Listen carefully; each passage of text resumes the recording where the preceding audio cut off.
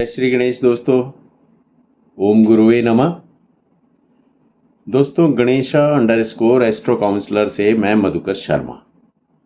आप सभी को दिवाली की बहुत बहुत शुभकामनाएं। दोस्तों, आज हम देखेंगे तुला राशि वालों के लिए नवंबर का महीना कैसा रहने वाला है। ये चंद्र आधारित राशि के आधार पे रहेगा और जनरल प्रेडिक्शंस रहेंगे। तो दोस्तों, 1 नवंबर को सुबह तुला राशि वाले के लिए लग्न में सूर्यदेव रहेंगे और साथ ही चंद्रमा होंगे, जो कि तुला राशि में सूर्यदेव की नीच की राशि है। शुक्रदेव तुला राशि के लगन के स्वामी लग्नेश बनते हैं, जो कि दूसरे भाव में वृश्चिक राशि में होंगे, और बुध देव के साथ 6 नवंबर तक दूसरे भाव में रहेंगे। फिर उसके बाद में तीसरे भाव में पराक्रम भाव में गुरु की राशि में धनु राशि में होंगे। बुध देव तुला राशि के जातकों के 9वें भाव के भाग्य भाव के स्वामी होके और 12वें भाव के स्वामी होकर के धन भाव में होंगे। 16 नवंबर को सूर्यदेव भी जो है उनके साथ दूसरे भाव में राशि परिवर्तन करके आ जाएंगे। चंद्रदेव हर 2-2.25 दिन के अंदर मतलब राशि परिवर्तन कर ही लेते हैं। शनिदेव 5वें भाव में कुंभ राशि में होंगे और यहाँ पे 15 नवंबर तक वक्री होंगे। 15 नवंबर के बाद मार्गी हो जाएंगे। गुरुदेव तुला राशि वालों के तीसरे भाव और छठे भाव के स्वामी होकर के अष्टम भाव में होंगे।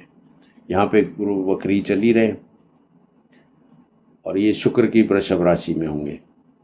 मंगल महाराज कर्क राशि में अपनी नीच राशि में 10वें भाव में होंगे और केतु महाराज 12वें भाव में कन्या राशि में होंगे। दोस्तों, तुला राशि वालों के जातकों के लिए चंद्र राशि पे आधारित नवंबर माह किस प्रकार रहने वाला है, ये हम आज देखेंगे। तुला राशि के लिए शनिदेव 4थे भाव केंद्र भाव के स्वामी और 5म भाव त्रिकोण भाव के स्वामी हैं। एक केंद्र भाव और एक त्रिकोण भाव। तुला लग्न के लिए शनि जो हैं वो योग कारक भी बताए गए हैं। केंद्र त्रिकोण के राजयोग में और 5म भाव में मूल त्रिकोण राशि में अपनी कुंभ राशि में ही बैठे हुए हैं और 15 तारीख तक ये वक्री चल रहे हैं। वहाँ पे वक्री होकर के 4थे भाव के भी रिजल्ट दे रहे हैं। तो वाहन है, भवन है, जमीन आदि है, प्रॉपर्टी वगैरह के बारे में जो भी है और इस सब में आपको फ़ायदा दिलाने का कार्य करेंगे। 15 नवंबर से मार्गी हो जाएंगे। 5म भाव संतान का भाव भी है ना, और शिक्षा का भाव भी है, प्रेम आदि का भी भाव है, तो संतान को फायदा होगा। शिक्षा के भाव में होने से इस भाव पर मंगल की दृष्टि भी है अभी। तो जो छात्र technology, engineering, mechanical, medical field में हैं, उनके लिए ये माह अच्छा जाने वाला है और प्रेम शिक्षा आदि के क्षेत्र में भी अच्छा रहेगा। मान सम्मान बढ़े, अच्छे परिणाम मिले, ऐसा देखने को मिलेगा। अब 5म भाव चूंकि प्रेम का भाव है और यहाँ पे मंगल की दृष्टि भी है, तो थोड़ा प्रेम के क्षेत्र में, लव रोमांस के क्षेत्र में संभल करके चलना होगा। एक दूसरे का सम्मान करते हुए, संयम रखते हुए, वाणी पे बस में रखते हुए, वाद विवाद से बचते हुए और प्रेम भाव रखते हुए आप काम करेंगे तो अच्छा निकल जाएगा। अब बात करते हैं दोस्तों सूर्यदेव की। आपके 11वें भाव लाभ भाव के स्वामी होकर के लगन में तुला राशि में 16 नवंबर तक है। तुला राशि सूर्यदेव की नीच राशि है।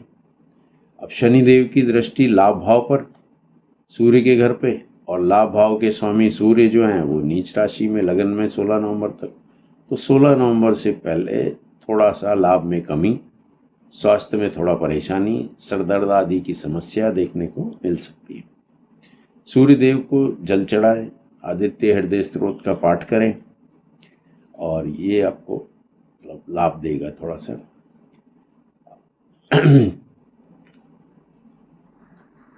16 नवंबर को सूर्य वृश्चिक राशि में आ जाएंगे, जो कि दूसरे भाव में धन भाव में होंगे। यहाँ आने के बाद में वो आपको लाभ दिलाने का काम करेंगे, धन दिलाने का काम करेंगे। अब 11वां भाव चूंकि क्या है, इच्छा पूर्ति का भी भाव है, तो आपकी इच्छाओं की पूर्ति का काम भी करेंगे। आय के रिसोर्सेज बढ़ाने का काम करेंगे। कुटुंब परिवार आदि जो है उसकी पोजीशन को सुधारने का काम करेंगे। अब इधर क्या है, मंगल देव भी आपके तुला राशि वालों के लिए कार्य भाव के अंदर कर्क राशि में मौजूद है और वो भी इनकी मंगल देव की नीच राशि है। तो आपको कार्य क्षेत्र में संभल कर चलना होगा, समझदारी से चलना होगा, केयरफुली चलना होगा। जॉब से रिलेटेड प्रॉब्लम्स आ सकती हैं, अपनी ईगो को त्यागना होगा, साथ में कोई हेस्टी डिसीजंस आदि लेने से बचना होगा। एग्रेशन है, उतावलापन है, चिड़चिड़ापन, गुस्से आदि की स्थिति यदि है तो उसके अंदर कोई डिसीजंस ना ले, है ना। शांत होकर के संयम से काम करें, अपने आपको मतलब सिक्योर करते हुए कार्य करें, अन्यथा परेशानी खड़ी हो सकती है। और कुछ बातों को त्याग कर संयम से काम करेंगे तो मंगल महाराज क्या है, आपके धन भाव और सप्तम भाव जीवन साथी के भी स्वामी हैं, है ना। तो सप्तम भाव जो है जीवन साथी के को से भी आप शांत मन से शांत भाव रखते हुए काम निकालें।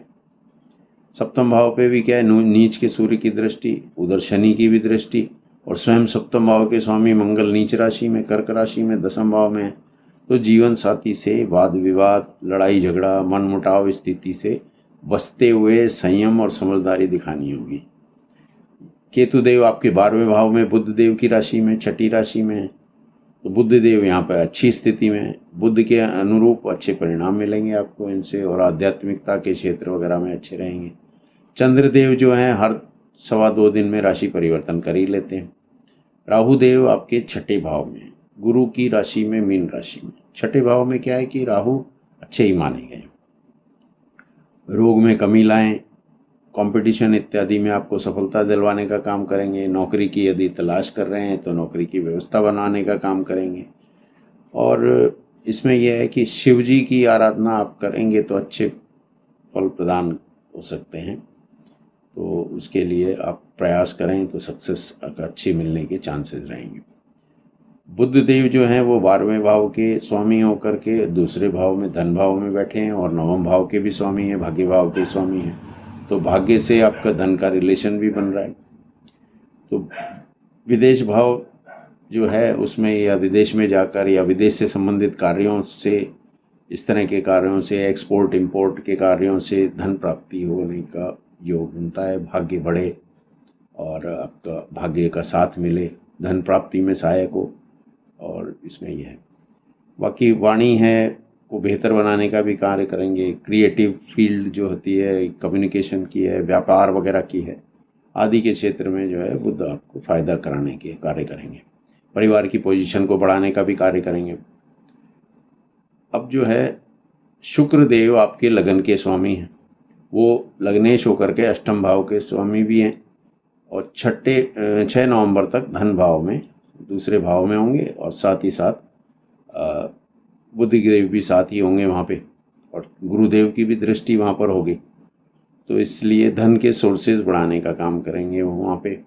7 नवंबर से तीसरे भाव में धनु राशि में आ जाएंगे, और शुक्र गुरु की राशि में और गुरु शुक्र की राशि में, इस तरह से परिवर्तन के योग में होंगे। अब इस समय जो शुक्र से रिलेटेड कार्य हैं, जैसे कार्य कला का क्षेत्र है, मूवी है, म्यूजिक है, आर्ट के क्षेत्र हैं, फैशन है, कॉस्मेटिक्स, मीडिया, होटल्स, जैसे शो बिजनेस आदि, इस तरह के काम करने वालों को फ़ायदा दिलाने का काम करेंगे, रचनात्मक संबंधों में सुधार करेंगे। अब गुरुदेव जो हैं वो आपके तीसरे भाव और छठे भाव के स्वामी होकर के अष्टम भाव में हैं, वक्री भी चल रहे हैं। छठे भाव में होंगे तो एक तरह से छठे भाव के स्वामी होकर के अष्टम भाव में है, तो विपरीत राजयोग में भी होंगे। अब सप्तम भाव की भी वक्री होने की वजह से थोड़े से फल जो हैं मतलब सप्तम भाव के भी देने वाले, तो पार्टनरशिप आदि में सहायक हो सकते हैं, पुराने कार्यों को कराने में सहायक हो सकते हैं। छठे भाव से रिलेटेड जो कमियां हैं वो दूर की करेंगे। पंचम दृष्टि इनकी जो है वो 12वें भाव पे होगी, तो आपको विदेश से, फॉरेन से रिलेटेड कार्यों में फ़ायदा कराने का काम करेंगे। दूसरा भाव सेकंड भाव पे दृष्टि होने के कारण धन की पोजीशन बढ़ाने का कार्य करेंगे। और चौथा भाव सुख भाव है, उसके ऊपर भी इनकी दृष्टि रहेगी, तो सुखों में वृद्धि करें, वाहन प्रॉपर्टी इत्यादि में लाभ दिलाने का काम करें। और चूँकि अष्टम भाव में हैं तो थोड़ा स्पिरिचुअलिटी का भी लाभ मिले, और इसके अंदर बृहस्पति को भी थोड़ा सा मतलब अच्छा रहे उनके लिए, विष्णु भगवान के जो है दर्शन आदि करने का लाभ प्राप्त करें तो उससे आपको फ़ायदा मिलेगा।